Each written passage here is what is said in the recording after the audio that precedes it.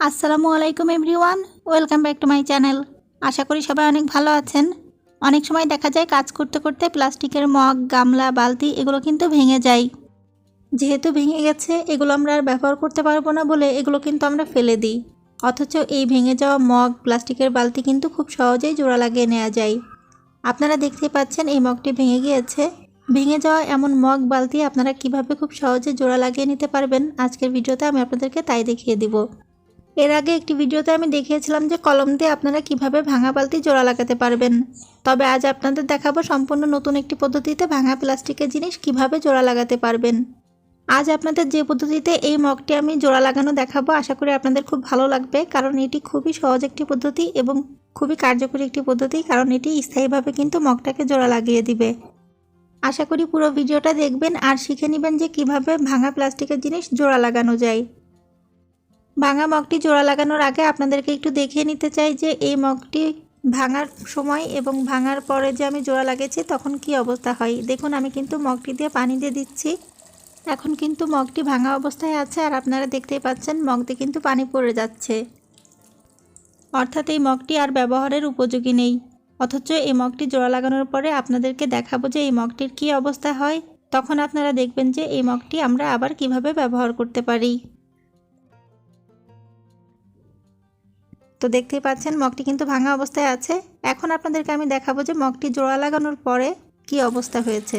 এখন দেখুন আমি কিন্তু আবারও পানি দিয়েছি আর এখন আপনারা একটু খেয়াল করুন একটু পানিও কিন্তু পড়ে যাচ্ছে না।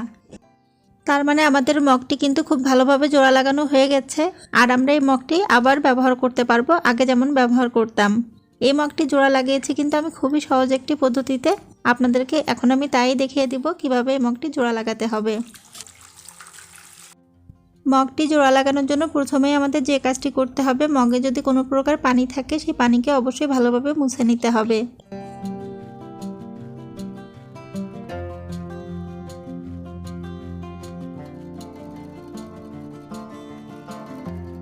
আমি মগে লেগে থাকা পানি মুছে নিয়েছি খুব ভালো করে। এখন আমি যে জিনিসটি এখানে ব্যবহার করছি এটা কিন্তু একেবারে অপশনাল। দেখুন এখানে আমি একটু গ্লু নিয়ে নিয়েছি, অর্থাৎ সুপারগুলো আঠা নিয়েছি। তবে এটা কিন্তু আপনারা ব্যবহার নাও করতে পারেন, কারণ এরপর আমি দেখাবো যে মগটি আপনারা কিভাবে জোড়া লাগাতে পারবেন।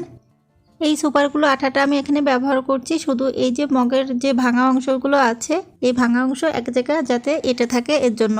তাছাড়া কিন্তু এই সুপারগুলো আঠা আপনাদের ব্যবহার করতে হবে এমন কোনো কথা নেই। যদি আপনাদের হাতের কাছে সুপারগুলো আঠা থাকে তাহলে এভাবে একটু লাগিয়ে নিতে পারেন, অর্থাৎ মগ বা বালতি ভেঙে গেলে ফাটা অংশ জোড়া লাগানোর আগে একটু লাগিয়ে নিতে পারেন। আমি একটু সুপারগুলো আঠা লাগিয়ে নিয়েছি। এখন এই যে ভাঙা দুটো অংশ আছে এই দুটো অংশকে আমি একটু চাপ দিয়ে ধরে রেখেছি যেন দুটো অংশ একসাথে লেগে যায়।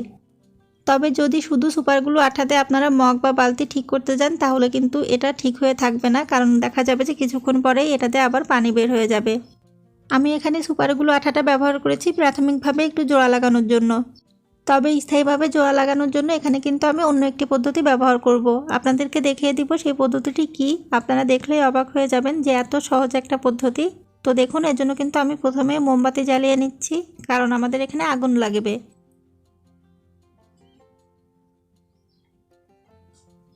আর দেখুন আমি নিয়েছি একটি স্টিলের চামচ, যে চামচগুলো আমরা সাধারণত ব্যবহার করি। যদি আপনাদের বাসায় পুরাতন স্টিলের চামচ থাকে তাহলে আপনারা পুরাতন স্টিলের চামচই ব্যবহার করতে পারেন, অথবা স্টিলের খুন্তিও ব্যবহার করতে পারেন।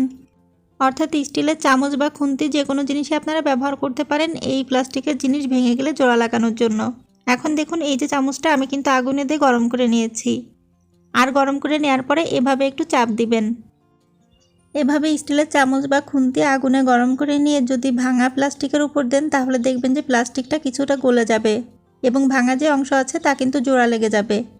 খুব বেশি সময় কিন্তু চাপ দিয়ে ধরে রাখবেন না, জাস্ট স্টিলের চামচটাকে একটু গরম করে নেবেন, তারপরে এই ভাঙা অংশের উপর দিয়ে এভাবে লাগিয়ে দিবেন। দেখবেন যে কি সুন্দরভাবে জোড়া লেগে যাচ্ছে। আর এটা কিন্তু আপনারা করতে পারেন সরাসরি, আগে যদি সুপারগুলো আঠা ব্যবহার করতে না চান নাও করতে পারেন। এভাবে যদি করেন তাহলেও কিন্তু জোড়া লেগে যাবে।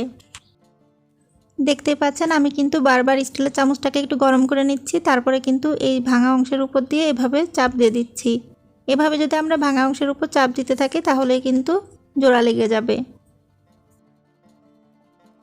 আর আপনারা কিন্তু একটা জিনিস খেয়াল করবেন, এই যে আগুনে দেওয়ার কারণে প্লাস্টিকের উপরের দিকে কিন্তু কালো কালো হয়ে যাচ্ছে। এই যে কালো কালো হয়ে যাচ্ছে এটা কিন্তু উঠে যাবে। যখন আপনারা আবার এই মগটি ব্যবহার করবেন, পানি লাগাবেন, তখন কিন্তু আস্তে আস্তে এই যে উপরের অংশের যে কালো ভাব এগুলো কিন্তু চলে যাবে। তো আমি আবারও একবার এর উপর দিয়ে সরাসরি এভাবে গরম করে টান দিয়ে দিচ্ছি যেন খুব ভালোভাবে লেগে যায়।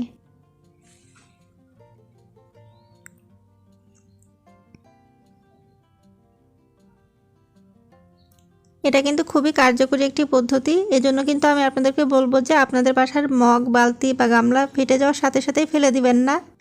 এভাবে করে জোড়া লাগিয়ে নিয়ে আপনারা কিন্তু আবার এগুলো রিইউজ করতে পারেন।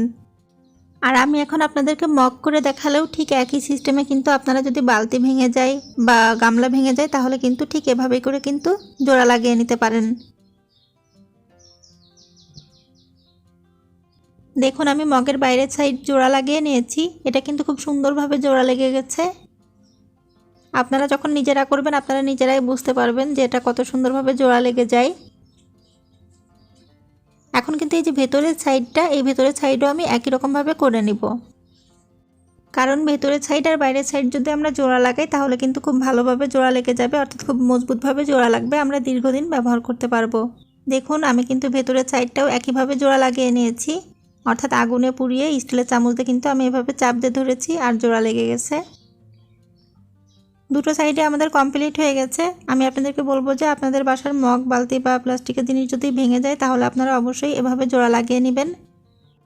আর আমি আগেই বলেছি এই যে কালো দাগগুলো হয়ে গেছে এগুলো কিন্তু এই মগ দিয়ে যখন আপনারা আবার ইউজ করবেন, অর্থাৎ আপনারা যখন এই মগে পানি ব্যবহার করবেন তখন কিন্তু আবার এই দাগগুলো চলে যাবে। আমি প্রথমে আপনাদেরকে একবার দেখিয়েছিলাম যে পানি দেওয়ার পরে কেমন হয় অবস্থাটা।